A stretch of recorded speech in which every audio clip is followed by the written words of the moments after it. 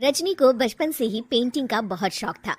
वो हमेशा से ही पेंटर बनना चाहती थी, पर उसके माँ और पिताजी ने उसको कभी भी इस चीज के लिए सपोर्ट नहीं किया और उसकी शादी नीरव से हो गई। वो बहुत प्यार करता था, पर रजनी हमेशा चुपचाप ही रहती।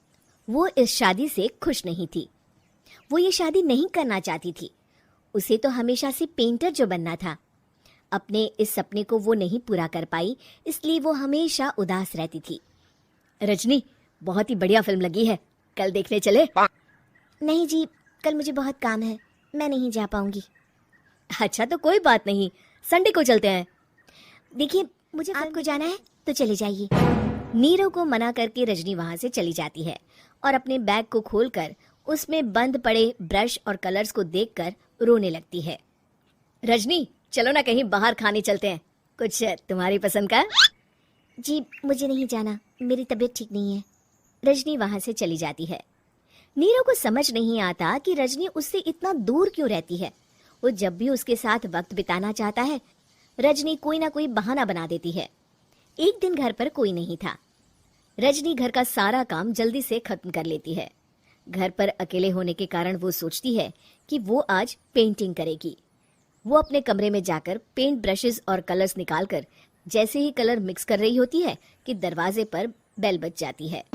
अब कौन आ गया इस वक्त? इतनी मुश्किल से तो मुझे पेंट करने का मौका मिला है। रजनी दरवाजा खोलती है तो उसकी सास अपनी सहेलियों के साथ खड़ी होती है और सब घर के अंदर आ जाते हैं। अरे बहू, सबको शरबत बनाकर पिला दे, बाहर तो बड़ी गर्मी है। उफ। जी। रजनी पेंट ना कर पाने से उदास हो जाती है।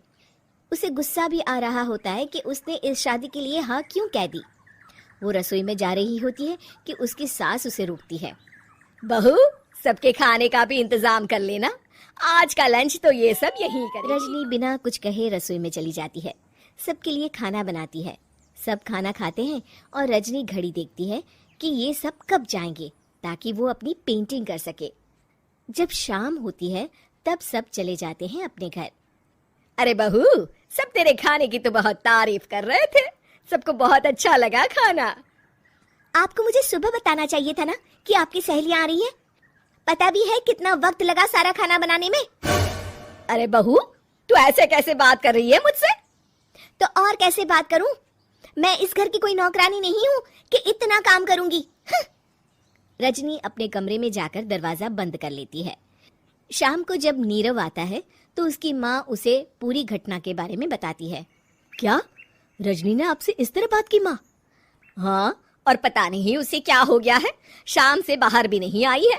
मैंने तो कई बार आवाज दी, खाना भी नहीं खाया उसने। तू ही बात करके देख ले बेटा। नीरव अपने कमरे का दरवाजा खटखटाता है। रजनी, दरवाजा खोलो, मैं हूँ। रजनी दरवाजा खोलती है और फिर वापस जाकर अपने बिस्तर पर लेट जाती है। रजनी, माँ से बात करने का ये क्या तरीका है? मैंने कोई गलत बात नहीं की है। अरे तुम क्यों ऐसे बर्ताव कर रही हो सबके साथ? क्या तुम इस शादी से खुश नहीं हो? रजनी कुछ नहीं बोलती। अरे बताओ मुझे रजनी, क्या ये शादी तुम्हारी मर्जी के खिलाफ हुई है? हाँ, मैं ये शादी कभी नहीं करना चाहती थी।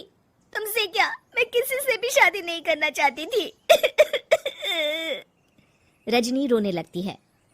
चुप हो जाओ रजनी, बताओ मुझे, तुम क्यों नहीं करना चाहती थी शादी?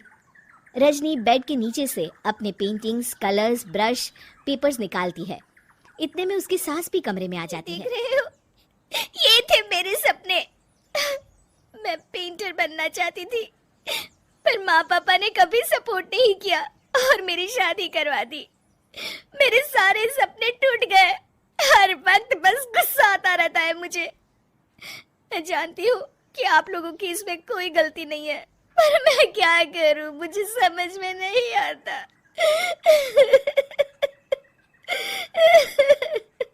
रजनी फूट फूट कर रोने लगती है।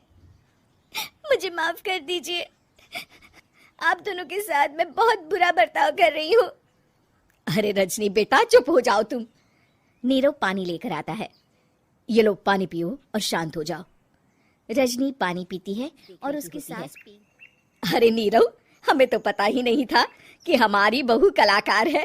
अरे कितनी अच्छी पेंटिंग्स बनाई है, देखो तो। ये वाली तो मैं अपने कमरे में ले जाऊंगी। आपको ये पेंटिंग्स अच्छी लगी? अच्छी नहीं, बहुत अच्छी लगी। और तुमने हमें बताया क्यों नहीं? तुम जब चाहे पेंटिंग कर सकती हो रजनी। हम तुम्हारे सपनों को पूरा करने में तुम्हारा पूरा साथ देंगे। हाँ बेटा, हम कला की कद्र करते हैं। हम कलाकार तो नहीं, पर मुझे गर्व है कि मेरी बहू एक कलाकार है।